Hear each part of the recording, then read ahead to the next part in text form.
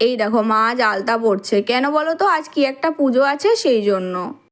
এই যে পুজো দিতে যাবে বলে এখানে পুজোর সমস্ত রকম জিনিসপত্র একদম গোছ করে রেখেছে। আলতা পরা হয়ে গেছে, এবার গুটি গুটি পায়ে পুজো দিতে চলে যাচ্ছে। পুজো দিয়ে বাড়ি ফিরেই মা আমাকে লাঞ্চ করতে দিয়ে দিয়েছে। আর দেখো লাঞ্চে মা আজ কেমন চৌকো পরোটা বানিয়েছে। এর মধ্যেই আমি কাকাকে এক প্যাকেট জোয়ানার আইসক্রিম আনতে পাঠিয়েছিলাম। কাকা এনে দেওয়ার পর আমি কাকাকে বলছিলাম, কাকা তুমি একটা আইসক্রিম খাও না আজ। কিন্তু কাকা বলল, না ভাইজি আমি আইসক্রিম খাবো না, তোমরা খাও। মায়ের হাতে আইসক্রিমটা দেওয়ার পর মা প্যাকেটটা কাটতে পারছিল না, তাই আমি আবার মাকে প্যাকেটটা কেটে দিলাম। তোমরা জানো এই আইসক্রিমগুলোর দাম কত? এই আইসক্রিমগুলোর দাম মাত্র 5 টাকা। মানে এখনকার দিনেও যে 5 টাকার আইসক্রিম পাওয়া যায় সেটা তো ভাবতেই কেমন অবাক লাগে, তাই না? এদিকে বাবান কেমন লুকিয়ে লুকিয়ে আইসক্রিম খাচ্ছে দেখো।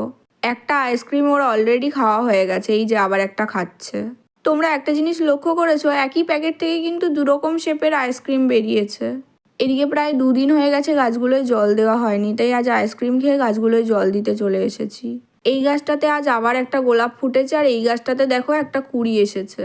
এরপর সন্ধেবেলা বাবা এরকম ছোট ছোট কিছু গজা আর কিছু জিলিপি নিয়ে এসেছে। এক সময় এমন ছিল রুটির সাথে যত ভালো তরকারিই দিক না কেন মিষ্টি ছাড়া আমরা রুটিই খেতে পারতাম না। এখন সেই অভ্যাসটা আর নেই।